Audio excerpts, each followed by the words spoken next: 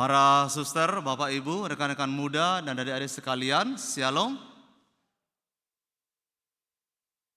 Pada hari Minggu Paskah yang kelima ini, gereja mewartakan satu perumpamaan yang bagus untuk kita renungkan bersama. Perumpamaan itu adalah perumpamaan pokok anggur yang benar. Yesus mengumpamakan dirinya sebagai pokok anggur yang benar. Anda sekalian ini adalah ranting-ranting yang mutlak melekat padanya supaya dapat bertumbuh. Dan ranting-ranting itu dipelihara oleh Allah Bapa sebagai pengasuh. Bila kita membaca perumpamaan ini, para saudara-saudari, pesannya jelas sekali untuk kita bahwa Yesus itu ingin menegaskan Dia adalah satu-satunya keselamatan bagi orang yang memutuskan untuk percaya kepada Dia. Sebagai pokok anggur yang benar, Yesus memberikan jaminan kepada setiap orang yang mau menjadi ranting baginya.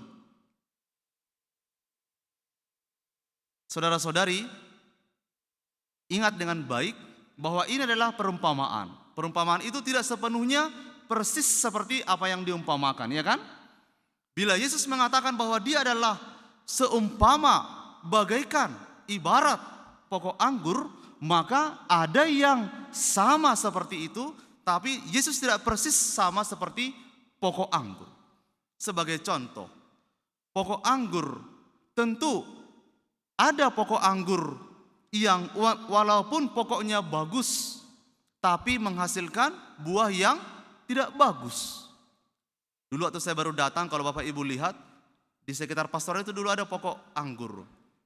Banyak buahnya, tapi dipetik kecut rasanya, ya kan?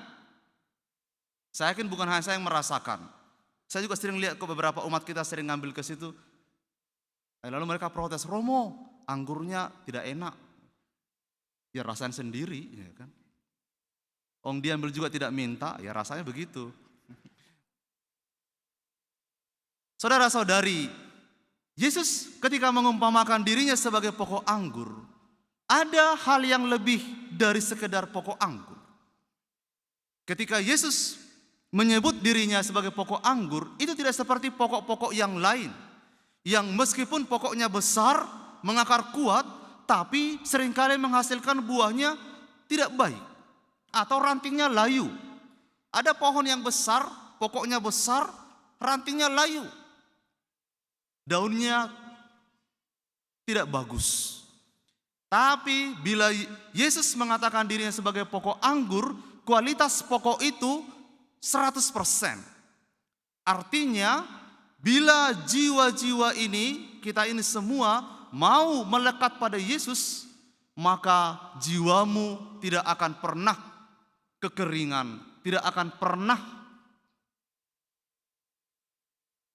tidak menghasilkan buah yang bagus. Itulah Yesus, para saudara-saudari. Ketika Yesus itu adalah pokok anggur yang benar, maka di dalamnya ada jaminan yang penuh tentang hidup yang kekal. Kemudian yang kedua, para saudara-saudari, sebagai ranting, kita ini tidak punya pilihan. Kita harus melekat. Saya membayangkan, para saudara-saudari, ranting itu harus melekat pada pokoknya. Kalau menempel itu mungkin bisa baik dalam kurun waktu tertentu, tapi pada waktunya dia bisa kurang asupan gizi. Kalau menempel, melekat kalau melekat masuk, ada persatuan yang begitu intim, tidak bisa dipisahkan satu sama lain, maka hidup ranting itu akan menjadi bertumbuh dengan subur. Asupannya tidak setengah-setengah, asupannya itu penuh. Tapi kalau hanya menempel saja, ada satu momen asupan Anda itu penuh jiwanya. dapat asupan spiritual yang penuh. Tapi pada momen tertentu, jiwa Anda tidak mendapat asupan yang penuh.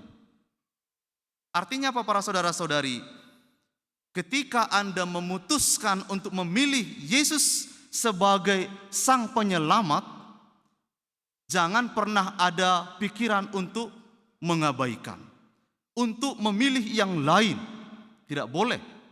Kalau ada cara yang sedemikian itu sama dengan Anda memilih untuk memasukkan asupan pada tubuh Anda, tapi pada saat yang sama memasukkan asupan yang lain, yang belum tentu asupan itu memberikan dampak yang sehat pada tubuh kita.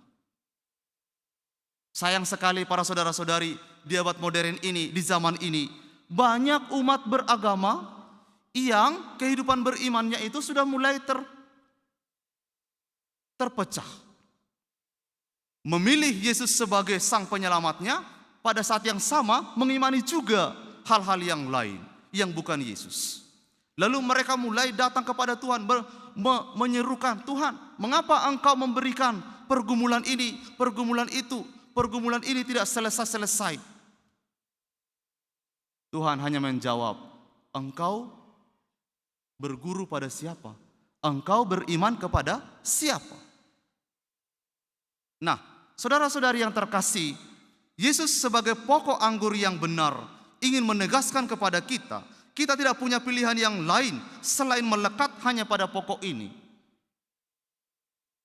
Melekatlah pada pokok yang benar itu, melekatlah pada Yesus yang telah kita nyatakan secara verbal, tapi juga yang kita imani secara batiniah.